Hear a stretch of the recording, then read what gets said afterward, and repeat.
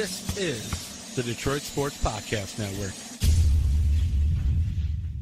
I was trying to get it how I live. I want them dead presidents. I want to pull up, head spin, get fly. I got 6 jobs. I don't get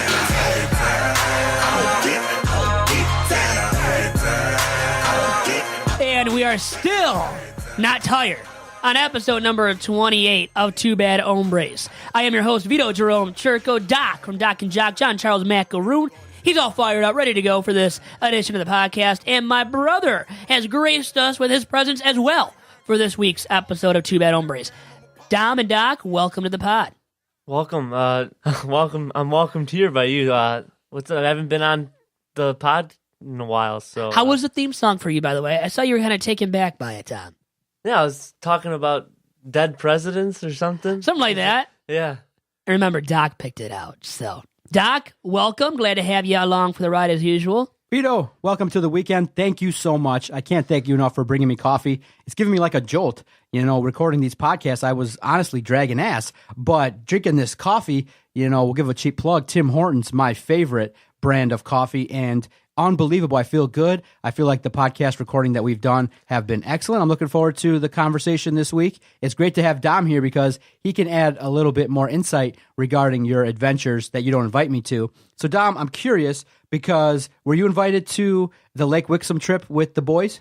No, I was not. No. Oh, you don't even invite your brother? I was invited. He was last year. I was invited last year, but I didn't get the invite this year. Did you even say something to him? Did you say, like, look, Vito, there's going to be young ladies there. I'm a young single co-ed. Why not? Why not get the invite, Vito? Damn, that's pretty mean. It wasn't up to me this time. I wasn't privileged enough to extend the invite to Dominic because of other circumstances that weren't of my knowledge or in my power to control. So Dominic got screwed. He was SOL because of it. Doc, you've been screwed a lot. And in a segment that I like to call Things That I Did That Doc Wasn't Invited To, Dominic Churko was invited to come out with me Saturday night, and he did accept the invite, which I can't be that. Dom even knows that. He calls me that once in a while, which I don't love. I really get offended. I cry at night because of it. But anyway, Saturday night, Dom was extended the invite, and guess what? He is extended the invite a lot. Doesn't always accept it. He did this time around. I was glad to have him along for the ride, along with, guess who? Who was with us as well? Nick Schmigel. Nick Schmigel. Look at that. The name drop, as usual, for a guy that doesn't even listen to this podcast or care about it. God damn you, Nick Schmigel. Anyways, Dom Turco, I think we had a good time. We went to Royal Oak, and we started the night at Hopcat, the new Hopcat in Royal Oak. Fifth Avenue. Fifth Avenue. We tried it out. We've been there many times. Nick and I. That was your first time there, correct? Yeah, if you're a beer connoisseur in Southeast Michigan, Hopcat's the place to go because you can try. They give you samples of beers that you might like, and then you can go from there and pick your favorite. It's really good. You get a few samplers, you do, and you can throw a few down and try it out and see what's best for you. Doc? What did you have, Dom? What'd you throw down? I had the Pero Black Gold. It's a Pilsner. It's a lighter beer. Vito, you had the... Dirty Blonde. I love Dirty Blondes. A lot of Dirty Blondes. Always love the Dirty Blondes, regardless. But I tried out some weedy tasting beers that I didn't like so much. So then I just went to the old, I guess the one that I've been accustomed to when I've gone to Hopcat, which hasn't been many times. But it is the Dirty Blonde. That is my drink of choice over there because you don't really get the Coronas over there. I guess you could order one, right? I think you can. I don't even know. I think you can. But when you go there, you kind of have to try out different beers. Yeah. You can't go and just get your basic Coors Light or... Dom's favorite beer, the Coors Light, or my favorite beer, the Corona Extra. So we didn't get that there. We did drink some more at Fifth Avenue, and I got a Corona there, which, you know, I love the Corona, so that made my night. And it was a good time out, and we have a story or two to share from Fifth Avenue, definitely. But, Doc, I see you have something on your mind really quick, too. Yeah, Dom, what's Vito like actually to go out with? Because outside of the podcast, outside of Vito asking me for stuff, he doesn't really invite me to much. Obviously, when he takes advantage of me, he is nice. He'll bring in some coffee, some donuts, some muffins. But outside socially, I can get a sense that he's not interested in hanging out with a balding 38-year-old family man. I could sense that when he goes to Fifth Avenue or when he goes out to Royal Oak, that he doesn't want the DOC coming in there and macking on his ladies. But I can understand that. You know, it's competition. You know, survival of the fittest. Yes, it is. And you don't want more guys there to take over. Even a married man like yourself. You know, they say when you walk up to the bar with the ring, it's a lot more advantageous to go out there and try to score. I don't know if you're aware of that. Should I start wearing a ring then? Wear a ring. You should. Yeah. You should That could definitely. be advantageous to me, huh? Because then the women are aware, and it's a mutual understanding that this is not a relationship type situation. This is a Ooh, situation. I get what you're trying to say. This yeah. is a 4-hour party, and that's it. So I just need like a half an hour. That's Half an it? hour Vito's- or less, give or take a few minutes. How do you That's know? all I'm looking Vito's- for. How do you know that? Well, I've seen myself when I've tried out different things. Now I don't know. That's a good thing to find out one day. How long can Vito Churko last? But in other news, Saturday night was tons of fun. As I said, we have a story or two to share. Now, the first story I want to share is regarding going upstairs to Fifth Ave, where the club scene is more happening. Right? It's more of that scene upstairs, and you have to pay cover to get upstairs. Now, in the past, including this past or last Saturday night, now. I was given access to the upstairs without having to pay cover.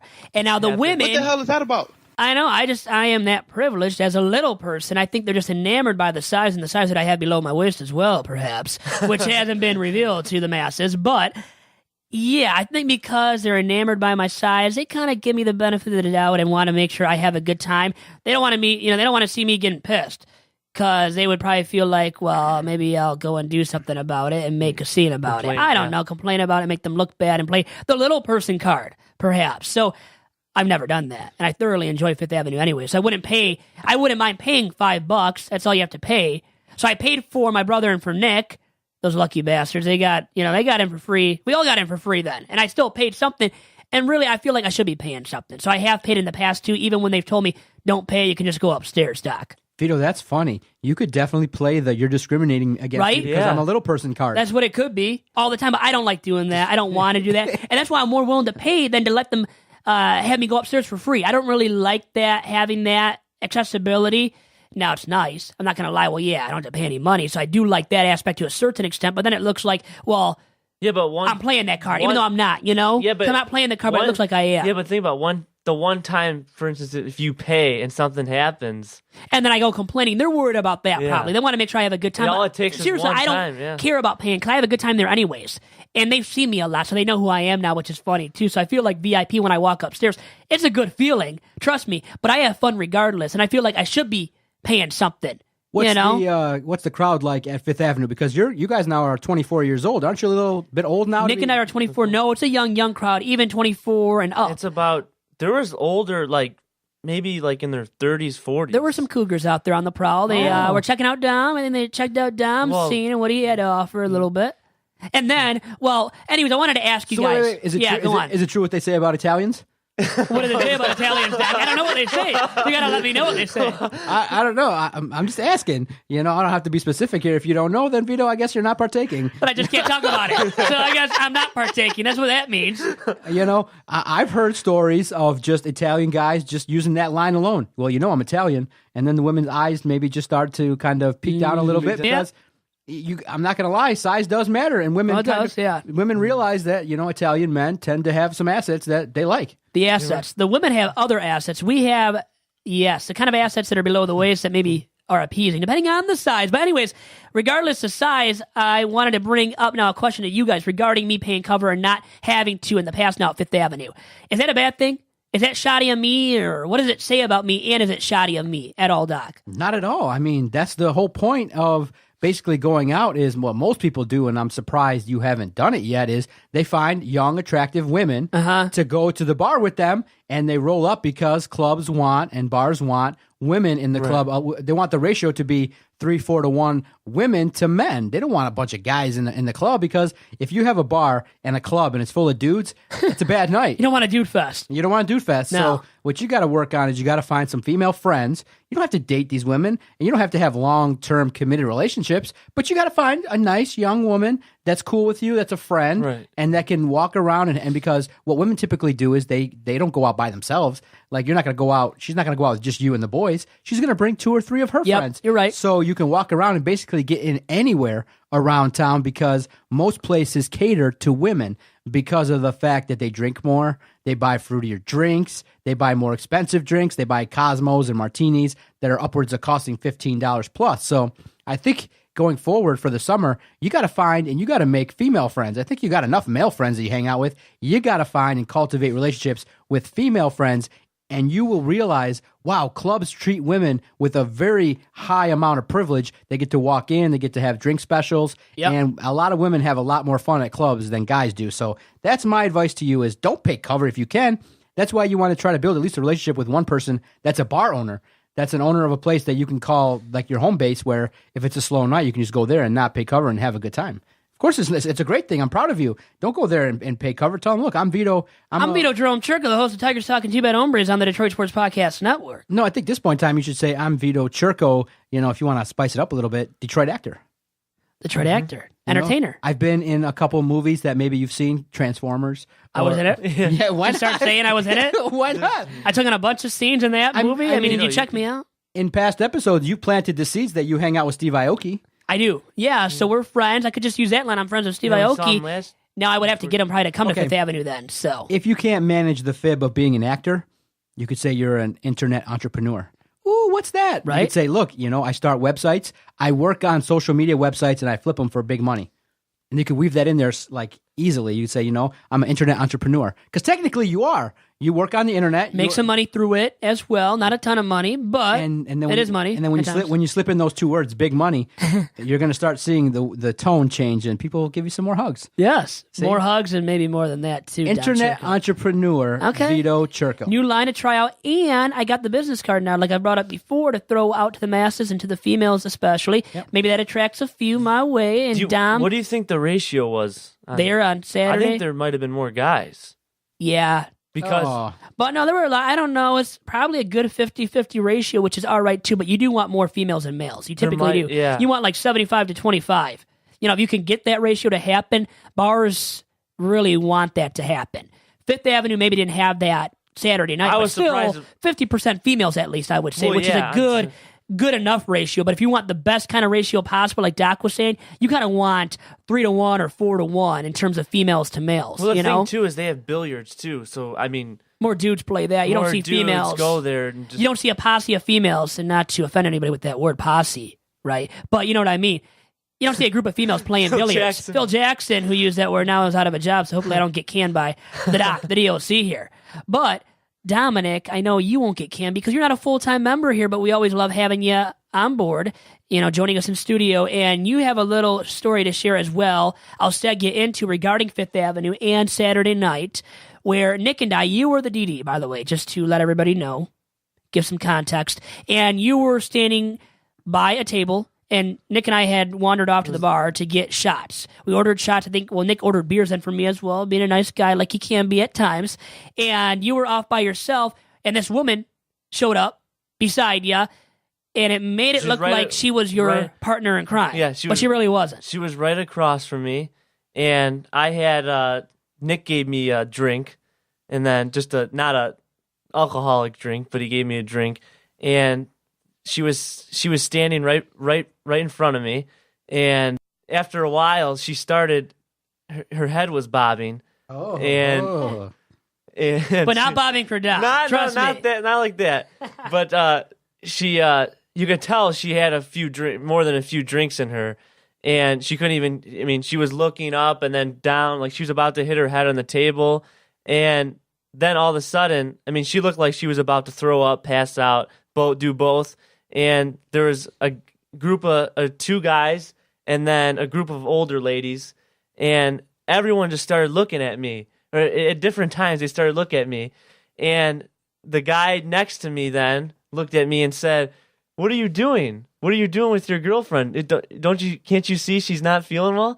I'm like, "That's not my girlfriend." And then the ladies looked at me too, and they looked at me. She's like, "Are you with her?" I'm shaking my head, no. And then all of a sudden, I see one of a security guy come up, like a bouncer come up, and I just booked it. I went right, I went right back with Nick and Vito, and it was so funny because they thought I was with her. I'm like, I'm not dealing with that. Dom, do you find yourself in wrong place, wrong time situations quite a bit? I mean, that's obviously a situation where they wanted you to help out, but didn't you think, at least as a human being, that you should help out? I mean, at least get the girl around her friends, or at least have her sit down with her. Get her a water, maybe, right? Get her.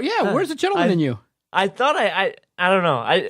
You're a dick. Yeah, I guess. Now he's a dick. Yes, finally, not just me being called a dick on this podcast. We're both, yeah. Well, I got a little scared when I saw the bouncer come up, because then I thought maybe the bouncer would say something to me, like, why wasn't I doing this or that? But it was funny because they all thought I was with her at that time. I probably should have gotten, I mean, no one else got a water. Yeah, nobody else was doing it, so hey, why am I going to start doing it? And Dom's a little bit shy in his defense. I don't want to be, I'm not trying to be someone's hero here. Yeah, so. you're not trying to pick her up. Yeah. You weren't too interested in that girl once you saw that she was passed out. Yeah. It was more of that. In a word of advice regarding bouncers, make friends with the bouncers. I even know that now. I've made friends with plenty of bouncers, and maybe that's why I'm allowed to just get upstairs at Fifth Avenue now without having to pay any cover.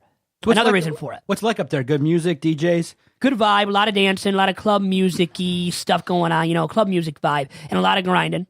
You do see a lot of that kind of dance. You see a lot of dancing, just period.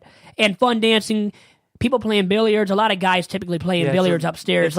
Dominic and Nick tried it out. Dominic is not really prone to playing or used to it yet, but he did beat Nick a little bit there on Saturday night at Fifth Ave.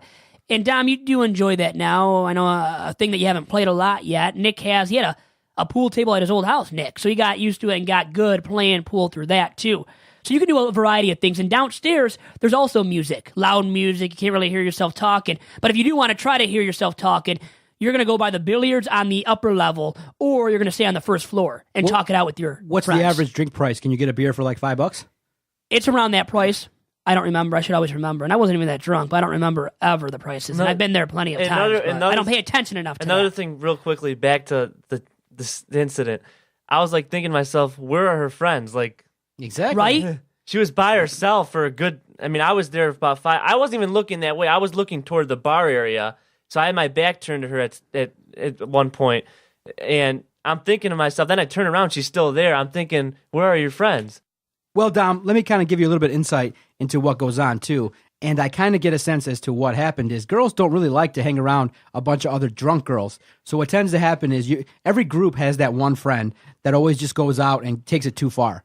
You know what I mean? You're having a good time, you're dancing, and there's that one friend that just drinks way too much. Mm-hmm. And fellas, they don't want to hang out with guys that are just like sloppy and loose. There's a proper level of drunk that you're supposed to get to, which is where you can maintain fun, laugh, be with the boys. But there's always guys that sometimes get too huggy and clingy, and they start coming up to you and telling you they love you and that you're the best friend that they ever had, and that they start telling you secrets that, bro code does not need to be told. Girls are the same way in that, a lot of times people only get to go out once, maybe twice a week. And they don't want to spend a lot of time dealing with their drunk friend, especially if it's a friend that's been doing this quite a bit.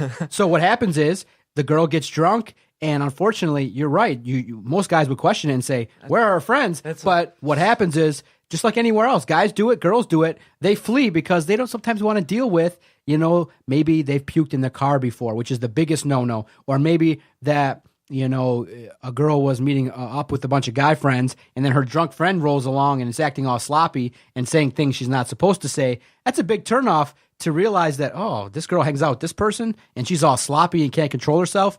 So there is a fine line of being happy drunk and being sloppy and messy, and most people don't want to be around that. I have thrown up in my own car, by the way. I've been that sloppy, and I've had somebody else be that sloppy regarding my vehicle, throwing up on my vehicle, the outside part and the inside part of the vehicle, the passenger side of it. Had to deal with that the next morning. Luckily, he worked at a car wash, and I was able to go to his car wash for free to get my car washed because I demanded that. And I thought it was ridiculous that this kid was so sick that he couldn't control throwing up in my car while I was driving him home. It was kind of pathetic. Felt a little bit bad for him, but not that bad. And then he did come and redeemed himself by getting, my car washed. That's happened to me once where I threw up at my sister's Christmas party in front of all her friends and family. And the reason Embarrassing. What happened was at the time I was down 30 pounds. It was the first time I drank, and someone made me a really strong vodka drink, and I drank it like really fast because I'm not really a sipper. I guzzle. So I drank it real fast. I was feeling good. All of a sudden, 5 minutes later, my head was spinning. I was way out of control, and it happened to be because I didn't know, my new tolerance having dropped all the weight. But now everyone knows you just got to know how much you can drink and tolerate. I personally now at 38 just drink it to the point where you feel a little bit lightheaded, relaxed, not like, fist bumping or getting tore up. But I will tell you, if you want to have a good time, if you want to see a life of the party, the guys that are quiet are always the funnest when they get a little bit inebriated. And I'll tell you that I own that, and that if you ever were to see me having a good time, I would be that guy hugging up on you, Vito, and be like, "You're the best. You got us 5 sponsors. I love you, Vito." Then I would just elbow you out of the way and say, "Go home, Doc. I'll get you an Uber." The time where you finally meet that first lady who's like, "I think she's into me, Dom.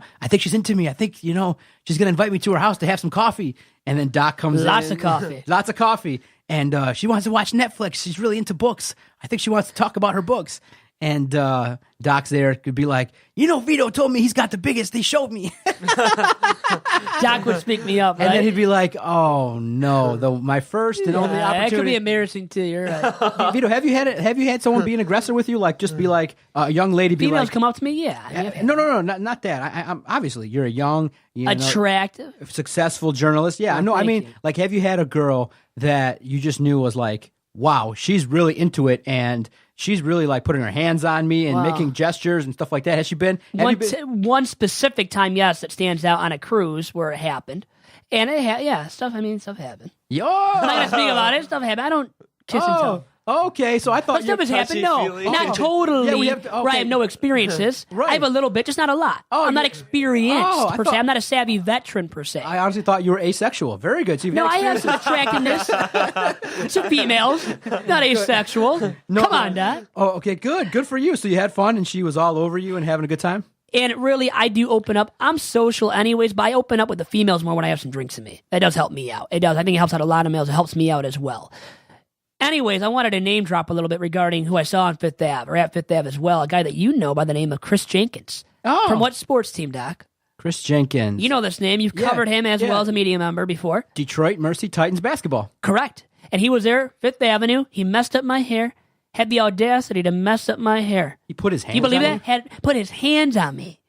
And you know what's funny? Nick Schmiegel brought up that I don't like it when he does it or Dominic does it to my hair, which I don't, and especially because my hair was long, that night you were was bad looking. Now my hair has been cut short. It's beautiful, and nobody actually commented, you guys, about my haircut, about how great it looked. Really offended by I that. was just gonna say, you got your haircut. Got it cut, so now it looks smooth. Now we can touch your hair. Now you can touch it because it's not going to be all messed up easily. Chris Jenkins, once again, had the audacity to do it. But I let him because it's Chris Jenkins. I like the guy. Good basketball player. By the way, kind of breaking news here on Two Bad Hombres. Get the music going.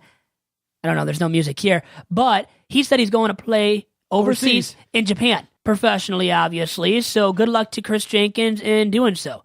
Dom, you got to see him. We saw another guy from Detroit Mercy that was there as well. Went to Detroit Mercy, then went to Ohio State of all places. And so a lot of people, actually, we ended up seeing. We didn't see anybody for a while. Then we saw a bunch of people. I saw Dom. Former classmate, graduated with. Oh, yes. I saw, actually, my boss's son, Jared Wangler, who's a U of M Wolverine football player. Ian Bunting should be the starting tight end, I think, this year for the U of M Wolverines football team. So we actually saw more people than we thought after not seeing anybody at first. We walked into Hopcat, we walked into Fifth Ave, and then we went to a buddy's house to get a nightcap, I guess, and that was all she wrote after that. Dominic took Nick and I home back to the Delta Resort, as I like to call it, and that was our night in a nutshell, a 5-star night. Wouldn't you say so, Dom? Yeah, it was a good night. Even for me, just DDing, it was fun. Dom, you're a nice guy, man. DDing for your friends and stuff like that. But don't you feel like sometimes as a DD, because I've obviously been a DD quite a bit of times as well, because I don't want to get all that loose and drink all that much and spend a whole bunch of money sometimes. Do you find that you don't have as good a time when you see everybody else drinking around you and you can't drink that much and your job is basically to tolerate how these guys are going to act when they get in an altered state? Doesn't it bother you? I think being a DD is a tough thing, and it's not really fun going into it. Yeah, it wasn't. I mean, there wasn't a big group. I think if there was a bigger group and I saw that, I probably would be a little bit more peeved by it. But you guys weren't really, inebriated to the point where... Thank you, Dom. Thank you for defending me. I had to really babysit you guys, and it didn't really feel like that. So you didn't drink that much. So I kind of felt, since they didn't drink that much, that it was all right. But yeah, if you guys drank a lot and you guys were just... We were calm, we were safe, but we weren't out of our minds, If you were out of your minds and I can't join in, knowing that I can't join in on some of the fun, then yeah, sometimes, because I'm not the most, aggressive social person when, I don't have any drinks, but... So Vito, I have ulterior motives here as well. Do you know any of the staff at Fifth Avenue? Do you know advertising anybody? purposes? Not by name. So I think it's time if you go there. I mean, basically, you gave them a 26-minute advertisement. I did, about how right? much fun. Talking about how great it is. Yeah. You don't even have to write a spot. You could just say what a great place it is to go to Royal Oak. You know, even a young journalist like Vito can go have some fun and get some action. Absolutely. So go out there and make a contact. Fifth Avenue. Let's go. Let's go do it. You know, it's funny. Speaking of that, at O'Toole's, also in downtown Royal Oak, they know who I am as well because of Thanksgiving Eve. When I was dancing up the aisleway and clogging space for people to walk You got thrown into out, the right? entrance of O'Toole's. Almost got kicked out. Nick Schmigel, sorry, going to throw you under the bus a little bit. You got kicked out. I didn't. I got warned on Thanksgiving Eve about dancing too much, dancing heavily inside the aisleway for people to walk into, through the entrance of O'Toole's. So those bouncers know me as well, but not for the most positive reasons. So I don't know about advertising being done with the O'Toole's, a place where actually the bouncer at the front, when you walk in, remembered who I was the next time I went to O'Toole's and gave me a strong warning about me acting up. And if I did, I would have been thrown out then and there for the very first time in my life. Not something to tout, because I've never been thrown out, and I don't think being thrown out is a thing to tout in one's life. We saw that. Dominic and Doc, I don't think you believe it's something to tout either. I saw that at Madison's. Some kid was like, the security, he was upstairs. The kid was like trying to fight the guys that were trying to get a hold of him. And he looked like a lunatic. He looked like an idiot. Like, why are you doing that? It's like, just get out. And they pushed him out. They kicked him out. And Do you guys find that, obviously regular Saturday nights are fun, going out with the boys for birthday parties, bachelor parties, great times. But for me, I've had the most fun, no doubt about it, hands down, New Year's Eve. Because everybody, a lot of females that come there alone are, going to be loose and have a good time, and they're going to throw down some drinks. So I've had the best time, and it really was an opportunity when I was in my mid-20s where that night was the night where I'd cut loose. I'd be dancing on tables. I'd be shimmy shaking and kind of going from nice young lady to nice young lady. And what I would do is, that's the crazy part about alcohol and what it can do to you. Obviously, you guys know me. I'm more of a passive guy now at 38 years old. I'm more measured, definitely in control most of the time of my behavior. When I was in my mid-20s and having fun on New Year's Eve, I would lose all inhibitions. There'd be guys dancing with girls. I'd bump right in. And yeah, I would do that kind of stuff and be like, she's here to see me. And I would let go my ego when I was, drinking and having a good time. That's the only time it came out. And so that's why my sister would be like, look, just drink in moderation. Don't let that side out because And she had to cut you off before then? Are you saying that much? No, what started happening was when you're mid-20s, you're having a good time, and I started drinking too much. I started saying and doing things with her friends that I wasn't supposed to be.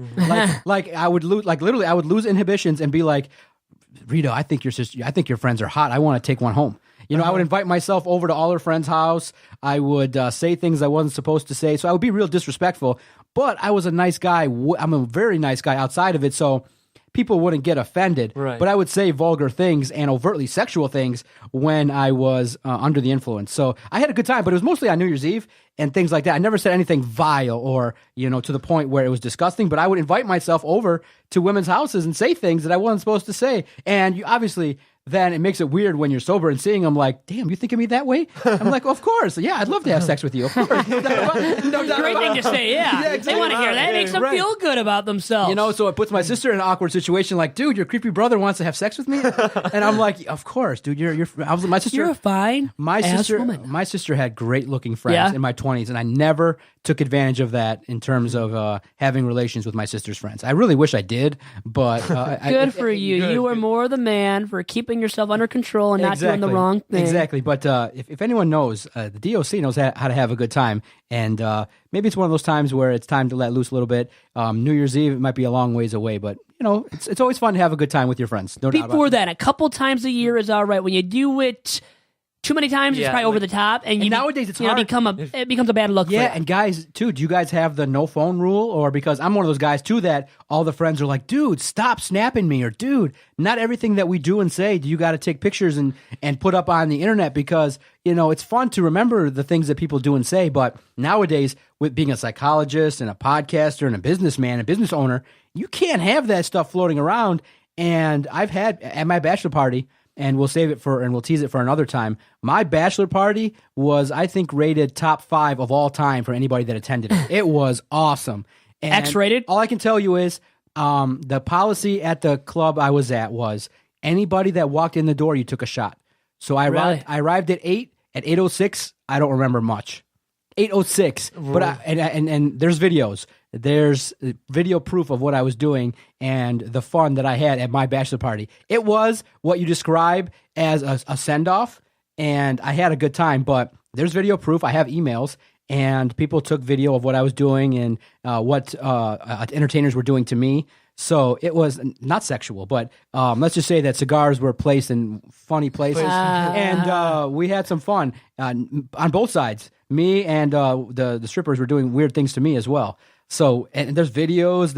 It was wild, but everybody had a good time because everybody came to drink. We were in one area. We had a good time, but it's just fun to kind of recall sometimes, having fun with your boys and letting loose. But it just seems like nowadays you really can't because people judge you when they see snaps of you, and they're so secretive. People you don't know if who has a phone, right? Who has it out? Who's recording you? Exactly. And then what happens is it's not like they share it at the best time, like, you're hanging out with a friend and they're like, oh, look what Vito did. No, it's like, dude, Vito got a job at ESPN and he's now going to host SportsCenter 6:00. Your first show, comes about, and all of a sudden, there's a video from 3 years ago where Vito was tearing it up on the town at Fifth Avenue. So I think word of advice is you gotta, everybody, you know what? It's not offensive to say, look, guys, keep your phones in your pockets. If this circulates, we're going to have a problem. And you got to tell that one guy that's phone happy that loves to snap everything and keep tabs. You got to tell him, look, keep the phone in your pocket, because if this gets out of hand and I, have an opportunity to succeed in life and this comes out the worst time or shows up on a website where I don't want it to show up, it's devastating. Keep the phones in your pocket and keep the pencils in your pocket, too, if you get my drift. Draymond Green, no Millennials like their phones. What else do they like? I'm going to tease that as we go into this commercial break on episode 28 of Two Bad Hombres. Vito, Dom, I want to tell you about our host site, Podomatic.com. When Adam and I were first starting this project, we needed a site to host all of our recorded audio. And thank goodness we found Podomatic. We've recorded 500 to 600 podcasts, and we've only used one host site, Podomatic.com. Very user-friendly, very easy. I mean, we get support from all over the country. And the reason why people message us and say, great content, great stuff that you guys do each and every day, is because we generate great links, easy to listen to. They got a great app. And it's a situation where once we record a podcast, even Vito has uploaded several podcasts to Podomatic.com. It's super easy, definitely worthwhile if you want to start a brand new project to use a great host site. And everybody here at the Detroit Sports Podcast would recommend Podomatic.com. Hey, don't forget that boy told you, kid. Yeah, turn up your shoulder, you got a kid. Yeah, turn up your shoulder, you got a kid. Yeah, turn up your shoulder, you got a kid. Yeah, turn up your shoulder, you got a kid. Yeah, turn up your shoulder. Doc and Dom, back here on episode number 28 of Two Bad Hombres. I sagged going into the commercial break a little segment about millennials. Dominic and I are millennials. Doc, sadly, you're not. You act like one at times, but I don't think you are truly in that category of millennials, right? Right. Am I wrong? I don't know if I'm a Gen Xer or if I'm a baby boomer. I don't even know what the heck you are. I get mixed up. I just know what I am, and I am a millennial. So I know that much. And a recent study came out regarding millennials that the majority of them go out 5 out of 7 days, go out to eat 5 out of 7 days in a given week, which is a lot of going out to eat. I thought a little bit too much. Well, it is a little bit too much, but then I thought the number was kind of high. Now, I know a lot of us, I guess at this stage, maybe as part of this millennial generation too, don't cook or don't cook enough, and that's what leads to that. But like, you have to have high-paying jobs kind of too to sustain that on a regular basis, going out 5 days in a given week, every single darn week. Yeah, at $20, $30 a pop. And then if you add any drinks to it, you're talking about $200 to $300. Most average meals when you go out, it's about $20. You look at it with tip. You look at it, if you buy one drink at $8 and you buy the entree at $18, that's $26. You add some tips, that's $35. 5 days a week. My goodness, Vito, what are you at? How many times a week do you go out? Well, I was going to say, when I lived in Berkeley, when I was going to college, and a little bit after I got out of college, I would go out to eat, but it wouldn't be 5 days, I think. And also, you know what? I don't think there was a line made about whether or not you're going out to a fast food restaurant or to like maybe more of a healthy place, because people that are going out to eat at a fast food restaurant 5 times out of 7 days, 5 out of 7 days, that ain't good. Isn't good for your health, but long term, too. That kills you. Now, I would go out to places, but my point is that I wouldn't always go out to a fast food joint, now, too. Vito, I would disagree, too. Is it eating out 3 to 5 times fast food? Because a lot of millennials like, going to smoothie places. Yeah. They like these herbal teas. Like vegan friendly or Middle Yes. Eastern cuisine, healthier eating. Exactly, these Yeah. gluten-free diets. Yeah. So some people would argue, and thinking about it now, talking to you fellas, they may even find it more advantageous and more cost-effective to eat out than it is to buy gluten-free foods and healthy foods. Have you ever gone grocery shopping, Vito? Do you take care of that at home, or do you make Dom do it? Dominic does it. No, my mom does it. My mom loves doing it. She just does it. We've offered to, handle that, but no, she does it, and she rather handle it. Okay, on the down low here, I like going to the grocery store because all the moms go shopping there, and you can see kind of, young moms and stuff like that going, hey, okay, this is very nice, very cute. So you realize, you start looking around, though, when you in all seriousness, when you look around, you go, my goodness, organic milk is $6.99 a gallon as opposed to $1.99 for regular milk. Mm-hmm. And you start looking at the price of meats, and you start looking at gluten-free items and, great raised chicken and all that free range chicken and organic stuff. You look at it and you go, if I were to pay for all this and my diet consisted of organic, healthy foods, you're talking about spending $350 to $400 a pop when you go shopping. So I can understand why millennials look at it and go, you know what? It might be even more cost effective to just go out to eat instead of trying to buy all this healthy foods out there. It's crazy because that's one of the big things that administrators look at and go, why is it that a bunch of disadvantaged people are so fat? Well, you can go to McDonald's, and I've looked at it too, and I go, wow. If you go to McDonald's and check out the dollar menu, you can get a double cheeseburger, extra onions, extra pickles for $1. A double cheeseburger, that's one meal that can get you through for several hours. And I'm like, wow. And all the healthy foods cost like $6 to $7. And you look at it and you say, it's unfortunate that, eating healthy is so costly. Yeah, it is. And you know what? That kind of, I think, curtails people from doing it, prevents them from doing it, because then they're going to these fast food joints, like you said, and getting a Whopper or Big Mac, which is cheaper, and it might fill you up, but it's full of calories, and it's not healthy eating, with that being said, whatsoever. So you take the risk of saving money, but at the same time, you're adding all those calories to your daily diet, which isn't a good thing either. And usually when you're deciding on food, you're thinking of other stuff that you have to pay for.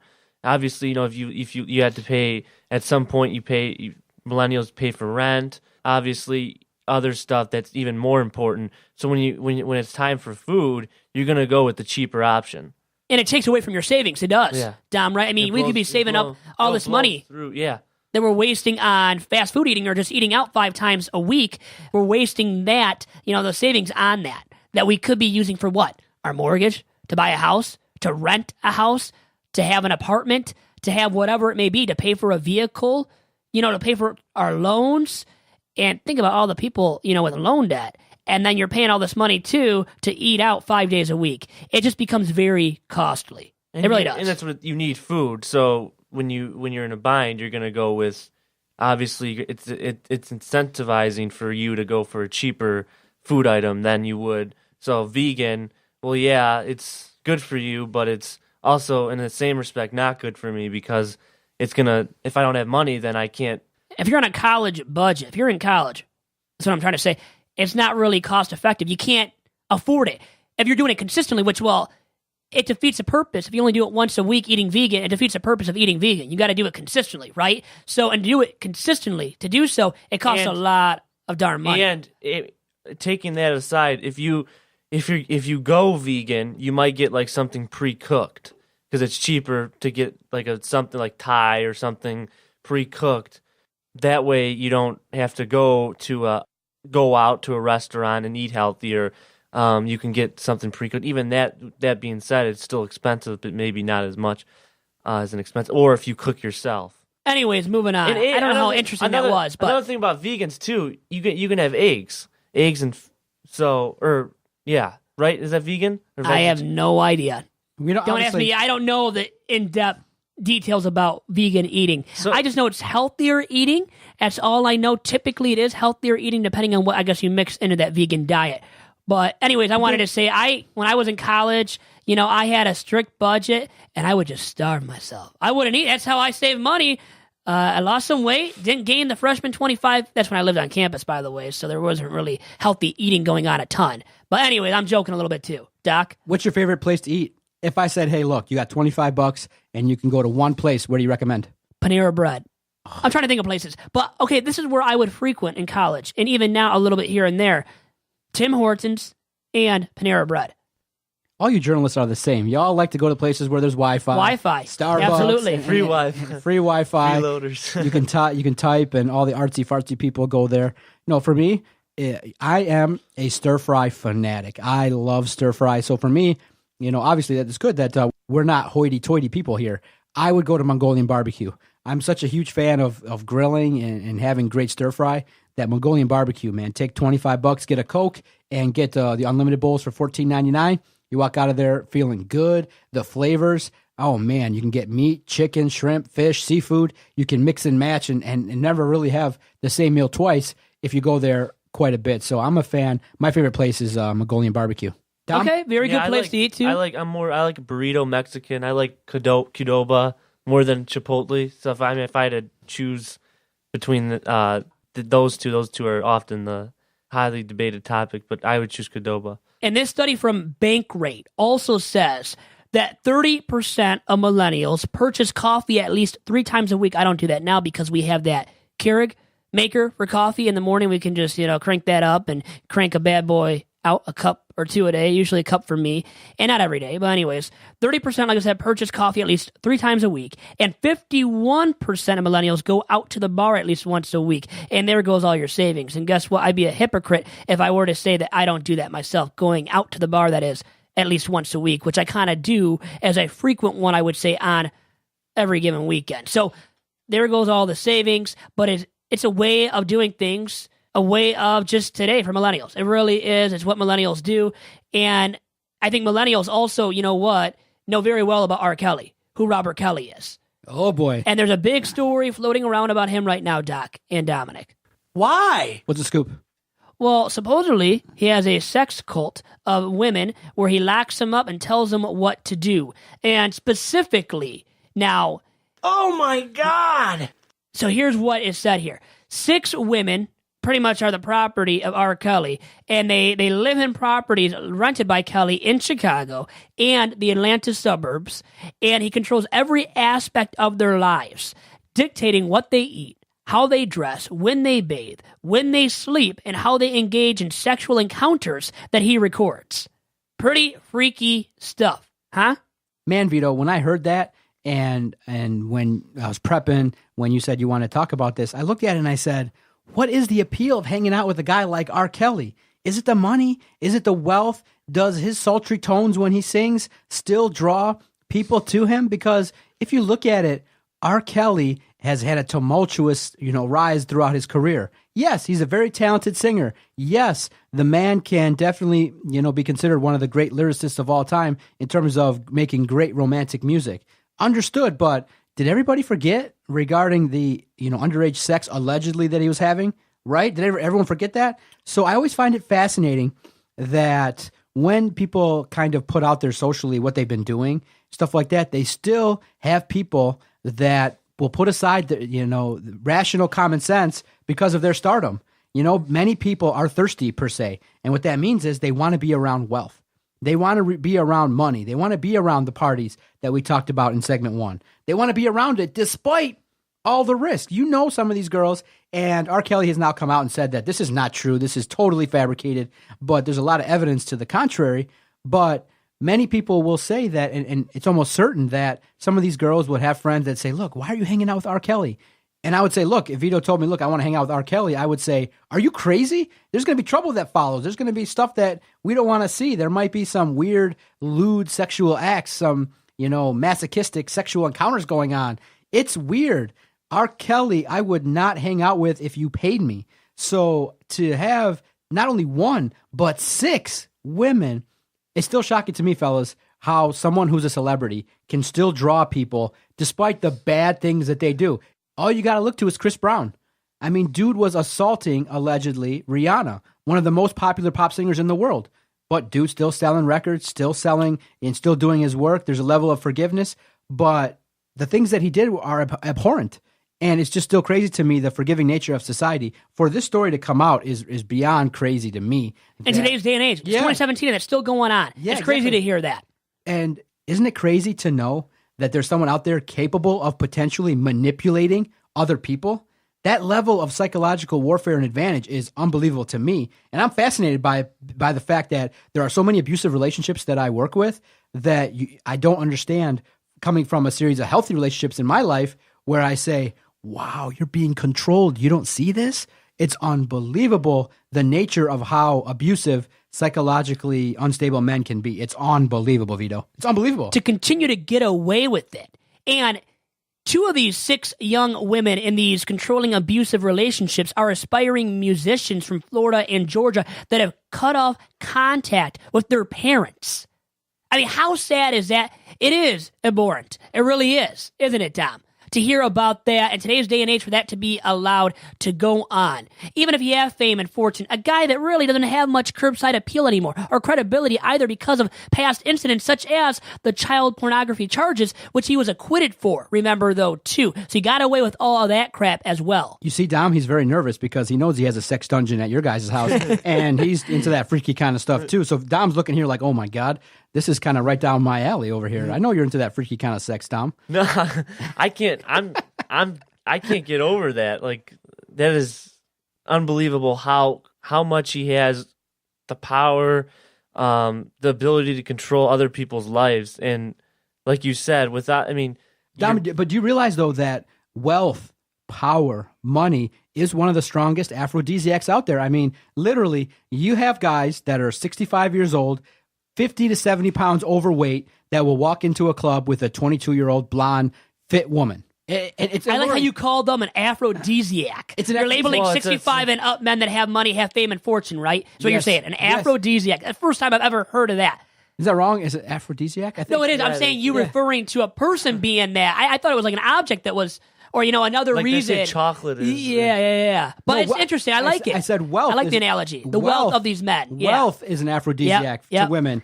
No, 100%. Just kind of go. You go to Miami quite a bit. Just kind of check out who's hanging out with who. The guys that are in the VIP club, they might be older, wealthy real estate guys. They're hanging out with young co-eds and stuff like that. You go, oh, okay. These young co-eds are really attracted to 60-year-old men with wealth. Come on now. It's one of those things, though, that I truly believe is a big aphrodisiac that you could get criminals, if you gave them $2 million, would still draw and still, have relationships with women despite criminal, nefarious acts in the past. It's one of those unbelievable psychological phenomenon that's probably even worth studying as to why, wealth, why that lifestyle draws and makes people and why it makes people be willing to put up with abusive behavior.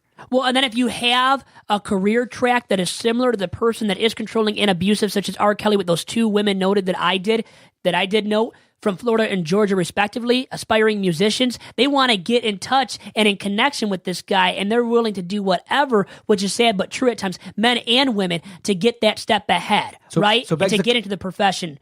It begs the question, Vito. So, the ticket comes calling, and they say, look, we want you to host the 2 to 6 show if Eleni leaves, but unfortunately, you got to hang out at this house in Southfield where you got to, put some ball gags in your mouth. Oh, my God. What are you willing to do for fame nowadays? Yeah. A lot of people are willing to put their morals aside, right? All their values. Yeah. Would you be willing to say, look, we're going to give you the prime spot, 5-year contract. All you got to do is be the PD sex slave. I know I would. You want to entertain? If you don't entertain it, right? You would think about, wow, man, I'm close to your career goals. So darn close, and that's all I have to do. That's like nothing for me. No, but some people, I fear, think that if they are willing to go along with whatever it may be, how severe, how moralistically improper it is, they will do it to get that fame, to reach the level of success that they want to reach. No doubt about it. Okay, so then maybe not to the level of what I was talking about in terms of sexual favor and things like that, but let's look at it like this. Okay, and I want to see how you would respond to something like this. Let's say, for example, and this is a dream scenario, that I have the 2 o'clock show from 2 to 6. And a very big dream scenario, by the way. Yeah, let's say not to have that time slot. 10 years from now, I was the replacement. I served 8 years. I got the show, and all of a sudden, maybe ratings dip. I'm, in my mid 40s. I'm getting bored. The shows aren't as good, and the program director calls you up and says, "Look, we've seen what you've done. You've done thousands of podcasts. They're super popular. Thousands of sponsors. We want you to replace Doc 2 to 6. You take the job?" I would for you, Doc, because... You would take it from me? I would take it from you because you're the one, that I'm taking it from. Okay. No, I think we're buddy enough where you would allow me to do. I mean, you wouldn't mind me being your successor, right? See, Vito, it all depends. You'd have to come tell me, like, look, they're courting me. What do you think?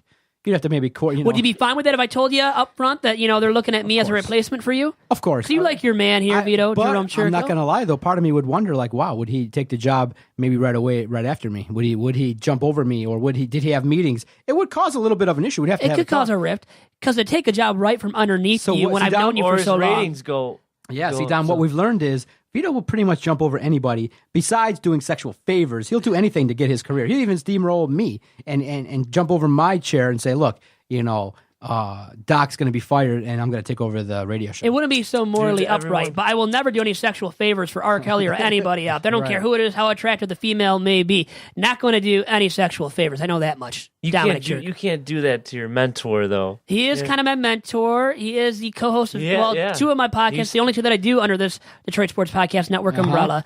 So I have to look out for you, too. And I do bow down to you every once in a while. So you didn't say, look, Doc, I would take the job. It's a great opportunity. Nobody would turn it down. But I definitely would feature you, have you on as phoners, have you on as a guest, still have you be a presence on my show. See, Vito, I would have said that in like 4 seconds. Look at you. Youthful. Youthful mistake. A millennial mistake. And you know what? You were talking about people taking jobs right from underneath you, such as maybe I would do, which I wouldn't pull the trigger on that ultimately. But I feel like a guy that would do that all the time to anybody he knows is Donald J. Trump really quick. And I've got a few Vito's bad tweets of the week to proclaim via this podcast this week and involving our president, Mr. Donald J. Trump. And here's one right here. Pussy. There he is. The finest president of all time, right? Donald J. Trump. Now, here's a tweet he tweeted out. Pussy. He'll just do it whenever. He doesn't care. He'll interrupt you and just do it too. So, Donald J. Trump, here's what he tweeted out from his @RealDonaldTrump Twitter handle on July 16th at 6:35 a.m. of all times, too, by the way. He said, Hillary Clinton can illegally get the questions to the debate and delete 33,000 emails, but my son, Don, is being scorned by the fake news media.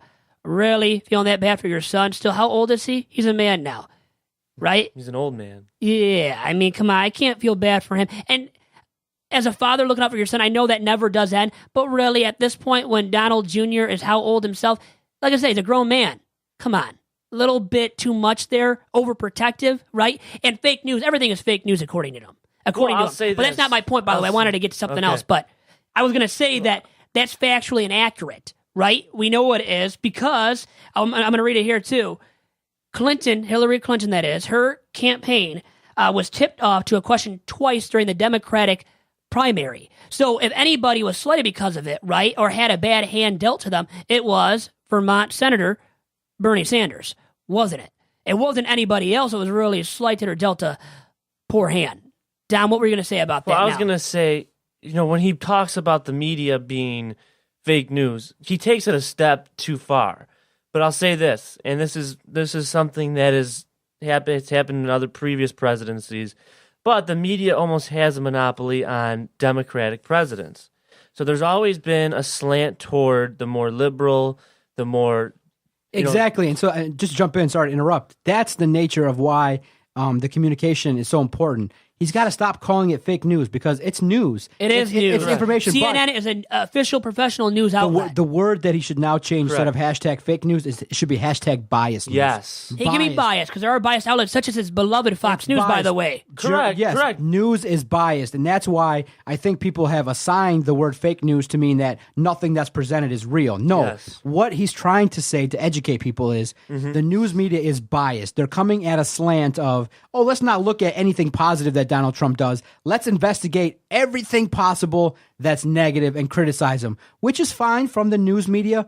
But where Donald Trump has failed is to properly classify what he's saying. But unfortunately, what's scary, guys, is that message, although it's wrong, is reaching out to people. Yes. The newspaper industry is reeling, layoffs galore. People are leaving the journalism industry to go to take other fields. People are leaving that field left and right. And many people at this point in time, if you poll them, will say upwards of 75% of people don't trust the media. It's not because the news is fake. That's the problem. It's because the news is biased. That's the problem. People want unbiased news where you investigate Russia, fine. But also tell me, I still don't know if I were to watch CNN, I don't know anything of policy that Donald Trump's trying to do other than the health care bill failed. Other than that, they pounced on that. Other than that, I don't know, based on what I watch from CNN, anything at all that's being talked about in the Trump administration other than the probe in Russia. So that's biased. Correct. It is, but it is a story, a real story you have to report on too, which Donald Trump doesn't want to hear about. But it is biased media at times, not fake news. And they are talking about the healthcare bill. But the problem with CNN is they're defending the wrong thing. They're saying we're not fake news, but at the same time, people still don't like CNN for the fact that they're biased, so they won't say it. So it doesn't matter how you classify it. People don't trust the media. People don't trust what's being told to them. And the problem is, where Fox News did get it right, and unfortunately they dropped the slogan. And it wasn't even accurate, but they said they were fair and balanced. Meaning that. What a joke, right? No, it wasn't. In that they definitely had Republican slants, but they would always present the opposing side and have one. At first, it's gotten out of hand now. Now they're not doing it. Maybe they used to. Since I started watching Fox News. With the likes of Sean Hannity. Yeah, he's out of hand. Well, obviously, one of the most staunch Democratic liberals was Combs. You know what I mean? And that show was amazing. Hannity and Combs was one of the great shows where you had the staunch Republican. That's when Sean Hannity going back and forth with Combs going back and forth, and they had some great TV moments debating, the facts of what's going on. But at the same time, that's the problem that people see now is the creative editing, the way stories are told. People are not stupid. They realize that, some information is being slanted in a way that might make people look a certain kind of way. So that's the kind of stuff that I always tell people is to dig further and learn more about every story. Yeah, another thing too, with not to get too much into policy, but you'll see, how they'll slant how the outcomes will be. No one knows what the outcome's going to be before it happens. But you see this everywhere, and you see with the traction in the healthcare bill, where only less than 20% of Americans approve. But a lot of people are getting that from the news outlet, the news media, who's telling them, or they're reading articles about how, you're just going to see deep cuts to Medicaid, when really you're going to see cuts to Medicaid, but it's not going to affect people that are in the Medicaid program right now, so it's not going to help. Yeah, people might lose this and insurance here and there, but that doesn't mean they can't buy insurance going forward or that they'll ever get help. So that's where you see how the opinion, the mass opinion, gets tilted a little bit. And that's your policy update for this week on Two Bad Hombres from Dominic Trickle. He knows something about policy. Doc and I don't know as much. The thing is, I know the one thing with Obamacare. Now, Trump wants it repealed, but then there's no official replacement for it yet in place. It's going to be a better alternative, right, that to Obamacare. That's a bad thing that I know that is true right now out there about Trump and that. It's not a bad thing. Here's what's going on. A policy is being put into place, and if it's not going to serve the majority of people, we debate it. That's what democracy and we can't. That's democracy. And You're so right. It looks like that there are some factors that got to be debated further. And what Trump is doing is playing politics, which is I need my bill passed. And the Senate's job and the Congress' job is to say no. Yep. I know you want it passed. That's fine. But what we got to do is we got to answer to our constituents and make sure that what we're signing is appropriate. And when people are protesting, you got to remember, and the part that I will give Donald Trump grief for is the government is a body that serves the people, not the other way around. And when people realize, in terms of healthcare, people now have come to expect, whether you agree with it or not, people have come to accept that maybe universal coverage is where, that it's a government thing that should be provided. We can argue and debate that all the time, but it's really bad when you give people insurance and then take it away. That's the worst thing you could do is give them a taste of what they could have had and then say, you know what, 8 years later, you're going to lose it. It's better to not have started that policy at all and to say, the way it should have gone down is, no, you need to work hard for your insurance at an affordable rate. That's what should have happened. But when you start going down the road of universal health care, you got to find a way to pay for it or it's going to, fall under its own weight. But you can't take it away once you've given it. That's grounds for revolt and grounds for revolution. Honestly, work could have just been done on Obamacare to enhance it, right? Another thing, too, with really quick, and then we have something else, too. Yeah, I was going to say about Obamacare. So America spends the most money, healthcare money, for every nation, every country out there. But you see health outcomes that are the worst. So then you see on the other side, well, now since the government's involved, it's their responsibility to provide health care for Americans, just like Doc said. Another factoid about Donald J. Trump, our current president. His approval rating has dropped to 36%, according to the latest ABC News and Washington Post The people poll. of this country are furious. And the people have spoken about their disapproval of Donald J. Trump with that poll Vito, being spoken about. Vito. And really quick, here's a fact to it. You The believe previous, all polls, Vito? No, How and he about an spoke election about it. night? In his tweet, he did, I'm going to bring it up in a bad tweet of the week, round 2, but the previous president, really quick, closest to this level at or near 6 months was fellow Republican and University of Michigan product, Gerald Ford. Who cares, Vito? At 39%. I'm just giving facts. I'm saying giving facts. major publications across Metro Detroit that you and I read, that you and I are very well aware of, came out on election night and said that Trump was going to lose Michigan. 15 points. The Detroit Free I Press saw did? Free Press say 15 points. 100%. It did happen? It did happen. So, when you look at it, polls, I don't believe in. I think it's well established now that the polling system is also biased and inaccurate. So once that's been established, I don't care. I'm going to say this, that if Donald Trump were to run for re-election today, he would face a much tougher climb if the Democrats were to find anybody at all of quality. Anybody competent. But you got to remember now, if anybody's watching the 90s, a great documentary series on CNN, the first year of Bill Clinton was atrocious because that's when Watergate started to come out. So this is not new. This is just, the probe of presidents is not news, is not different. The first year for Bill Clinton was atrocious, and he was, having difficulty getting anything through. You mean Whitewater? You said Watergate, yeah. Whitewater. Yeah. Whitewater, yeah. Yeah, so, and Bill Clinton came through that, and he faced some challenges and turned out to be obviously disgraced regarding his sexual prowesses and his mistakes. But in terms of president, he rode the wave of economic success for 8 strong years. That's the name of the game in politics. The name of the game of politics is not really to make great rules and laws. The name of politics is to defeat your opponent. It's a dirty game. It's a dirty game, and that's why I think many people are wondering if Donald Trump is going to overcome that.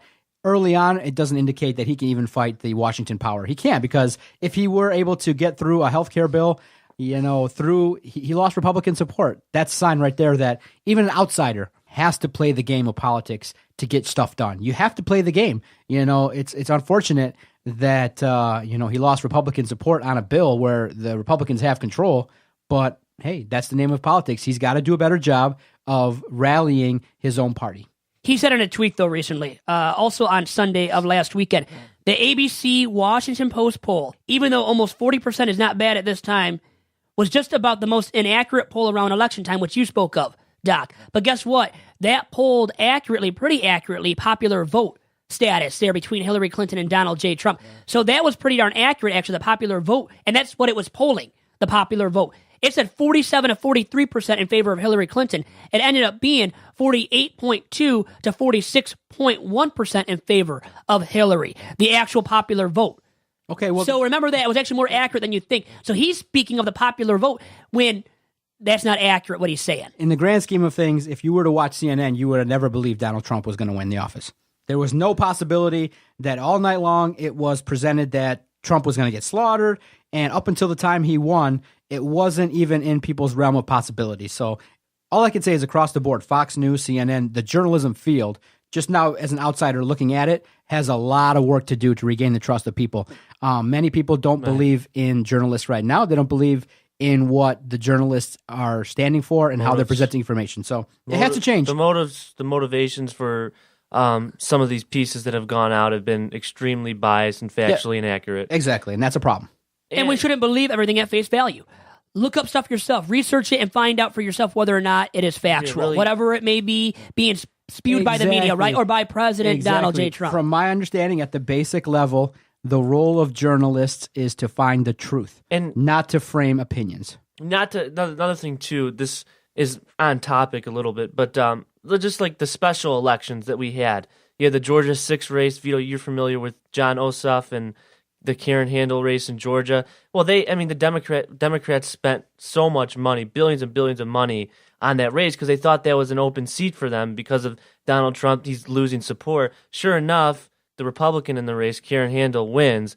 You see how the media just wanted Ossoff to win so bad that they said, they even said, those polls there said he was up.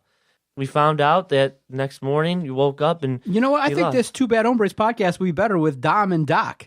Doc and Dom on Saturdays. Doc and Dom on the weekends. So speaking Because about I have a stepping different over- opinion than you, which you don't like. No, he sounds more pragmatic and realistic than you do. You're like, oh, CNN's poll is accurate. And, yeah, sure. The Washington Post Yeah, ABC Washington News Post. poll was before the Doc and Dom election on the weekend. more accurate than you think. Doc and Dom on the weekend. It'll be a good podcast that I wouldn't listen to. I'll say that much. All right, Vito, that was great, dude. Dom, you're welcome back anytime. That was fun. Doc and Dom on the weekends. I'm going to sing that anytime I disagree with you, Vito. Well, you know what? That's all she wrote for this week's edition of Two Bad Hombres. Dominic, thank you. Doc, thank you. And thanks to all of you for tuning in once again. Talk to you again next weekend. You can listen to all the fine podcasts that you've just heard on demand, 24 hours a day, 7 days a week. Visit our website, DetroitSportsPodcast.com. We greatly appreciate all the support. Thank you guys very much. I was trying to get